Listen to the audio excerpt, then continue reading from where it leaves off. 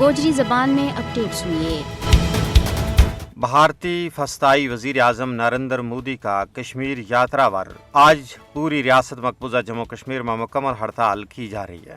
اس shut down کو مطلب آزادی پسند کشمیری عوام کی طرفوں بھارت کا ناجائز، غیر قانونی، غیر اخلاقی اور جابرانہ قبضہ کے خلاف احتجاج ریکارڈ کروانا ہے، کیونکہ تمام بین الاقوامی معاہدوں اور اصولوں کی مٹی پلیت کرتا ہوا بھارتی سامراج نے برطانوی سامراج کے نال ملی بھگت کے ذریعے کشمیر پر عوام کی مرضی اور منشا کے خلاف شب خون مارت ہو۔ کل جماعتی حریت کانفرنس نے کیا ہے کہ اس قتل و غارت گری کا عالم فسطائی مودی کو دورہ کشمیری عوام کی زخمہ ور لون سٹن کا مترادف ہے۔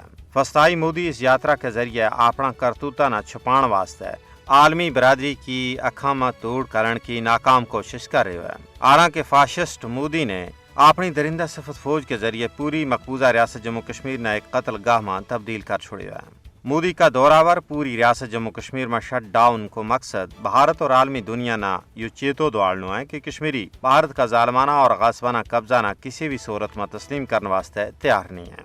بھارتی حکومت اپنی فوج اپنی مادی طاقت کے ذریعے پیلٹ اور بلٹ کے ذریعے وقتی طور قبرستان کی خاموشی گرال سکیں، لیکن وہ کشمیری حریت پسند عوام کا ذہن و ضمیر بچوں جذبہ آزادی نہیں کر سکتا۔